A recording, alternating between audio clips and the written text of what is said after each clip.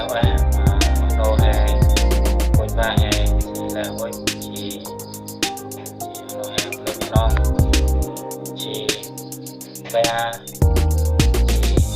tụi nó cái nào cái leo chỉ thành nó chỉ tầm nô và ba cái nào cái leo tập đấy chỉ phải nói non rồi chỉ cái tập nhẹ mà nó bạn cái lúc anh chỉ tập rằng mình sơ cái chỉ có cái cơ hội là cái có cái map đó là cái ăn cái tăng rồi là bắt đầu nó chỉ thời gian là bữa tết video dan cần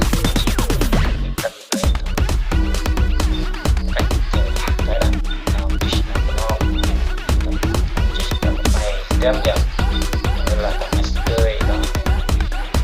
cho nhận cho semua tập program cái thứ kia tập buộc PowerPoint tập Android jadi dia dan sắp bằng được đó khi nào chia cho mình là lao lên nó có tăng thì này nó dựa nó lên thì hãy bật nó lên hãy bật tầm là bằng cái nào gian thì là cái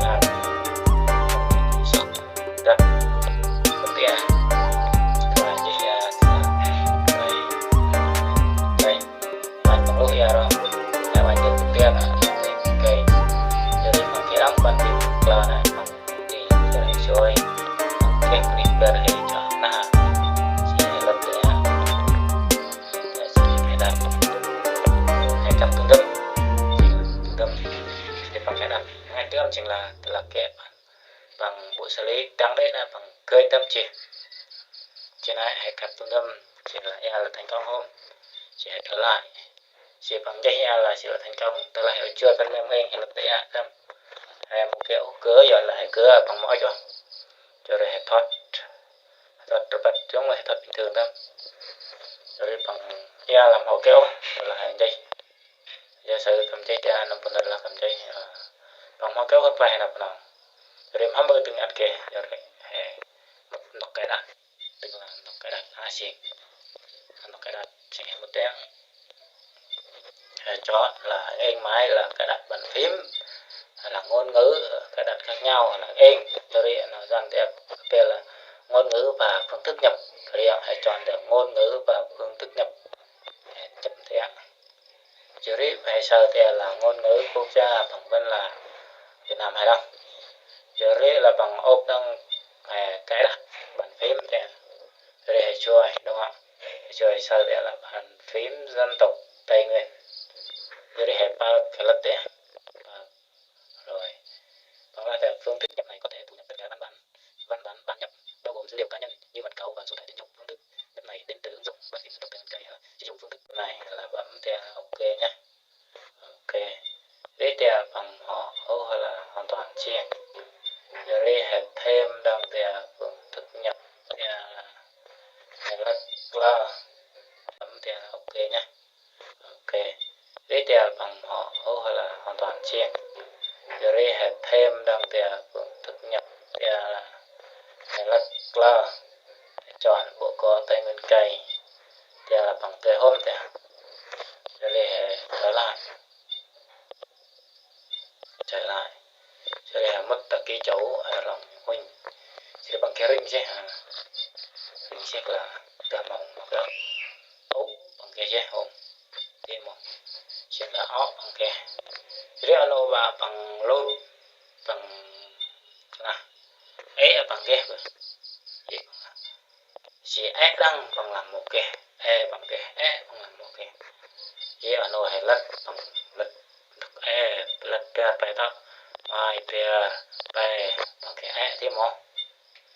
còn bằng là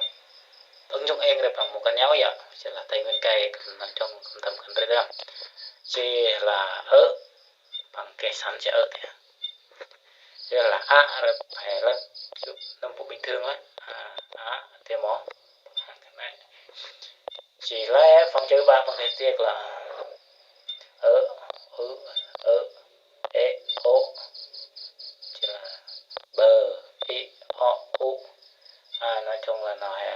nong bài nọc nong jadi dia bangke alat berta kemo bangke home ya chị thế tao nó thắc mắc của bạn chị là chuyện nào dằn bangke dia tem hay mong chơi ô chừng là năm puluh nào dằn dia bangke năm puluh alat bangke dia tem bang alat aja bang số đó bạn alat up dia bangke jauh nang phải là số mà alat berta thì mò số cái số cần riêng cần tắt tâm nói dần rồi không cái hay chuyển đổi tiệt tư là muốn năm phù hay là bằng cái dấu năm phù là tầm máy bị tính năng mốc về ở bằng cục đọc hay là tiệt đấy còn lại nó là tiệt tinh clay chứ anh nói giờ hay một cái thắc mắc ô bà bạn là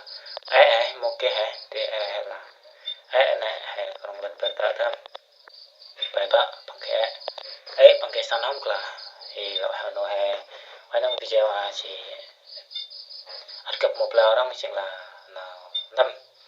mọi nội chỉ thành nội dung chỉ loại hà nội oanh video chỉ loại mà lại ngồi hà nội tên hà nội trong một like và subscribe loại ngân nghìn